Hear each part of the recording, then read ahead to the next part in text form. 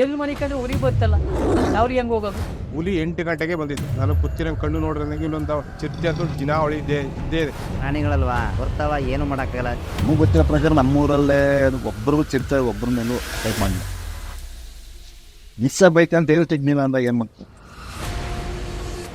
ಅರಣ್ಯ ಎಷ್ಟು ದೂರ ಇದೆ? ನಮಗೂ ಇಲ್ಲಿಗೂ ಅರಣ್ಯಕ್ಕೂ 2 ಕಿಲೋಮೀಟ್ರು, 200 ಮೀಟರ್ ಆಗುತ್ತೆ. ಇಲ್ಲಿಂದ 1 ಕಿಲೋಮೀಟರ್. ಕಾಡಿಂದ ಅಂದರೆ ಇದೇ ನೋಡಿದ್ರಿ ಅಲ್ಲ. ಈಗ ಆನೆ ಬರ್ತೇವೆ ನೋಡಿ, ಅದೇ ನಮ್ಮನೆ ಸದ್ಯಕ್ಕೆ. ನಿಮ್ಗೆ ಏನಾದರೂ ಕಾಡು ಪ್ರಾಣಿಗಳಿಂದ ನಿಮಗೆ ತೊಂದರೆ ಆಗಿದೆಯಾ? ಆಗಿದೆ. ವ್ಯವಸಾಯ ಮಾಡ್ಕೋದ್ರೆ ಕಾರಂಚಿನ ಪ್ರದೇಶ ಆದ್ರಿಂದ ನಮ್ಮದು ತುಂಬ ಕಾಡು ಪ್ರಾಣಿಗಳು ಅವಳೇ ತುಂಬ ಯಥೇಚ್ಛವಾಗಿದೆ. ಈಗ ಆಹಾರ ಹುಡುಕ ಬರ್ತಾವ, ಏನು ಮಾಡೋಕ್ಕಾಗತ್ತೆ? ಈಗ ನಾವು ಈಗ ಅವ್ನು ನೋಡ ಸಹಿಸಕತ್ತ ನಾವು ಆಗಲ್ಲ. ಇದರಿಂದ ನಮಗೆ ಬೆಳೆ ಏನಾಗಿದೆ ನಾಶನೂ ಆಗಿದೆ. ಹಂದಿ ಮರಿ ಇದು ಮಾಡ್ತಾರ ಅಂತ ಅಂದ್ಬಿಟ್ಟು ದೂರ ಹೋಗಿದ್ದು ಒತ್ತಿಕ ಬಂದು ತಿರ್ಗಿ ಅದು ನಮಗೆ ಕಾಲಿಗೆ ಏಟ್ ಮಾಡ್ತೀವಿ. ಈ ಪೂರ್ತಿಲೆಲ್ಲ ಹಾಕಿದ್ದು ಎಲ್ಲ ಕಿತ್ಕಿತ್ತಿಟ್ಟು ಒಂದು ರಾತ್ರಿ 15 ಸಸಿ ನೀವು ವರ್ಷ ಮಾಡ್ತಾರೆ ಭಾಳ ಬೆಳೆದಿದೆ, ಭಾಳ ನಾಶ ಐತಿ. ಹಂದಿ ಎಫೆಕ್ಟ್ ಮಾಡಿ ಈ ಥರ ಹುಷಾರಾಗಿದೆ. 120 ಗಿಡ ಆಗಿದೆ ನಾನು. ಹಾಗಾಗಿ ಸುಮಾರು ಗಿಡಗಳು ನಮ್ಗೆ ಲಾಸ್ ಆಗುತ್ತೆ. ಸ್ವಲ್ಪ 7 ಗಂಟೆ ಆಯ್ತು ನಮ್ಮ ಜನ ಹೋಗ್ಬೇಕಾದ್ರೆ ಭಯ. ನಾವು ಯಾವಾಗಲೂ ಅಟ್ಲಿ ಹಾಕೊಂಡು ಕಾಯಿಗಳು ಕಾಯ್ತಾ ಇದ್ದೆ.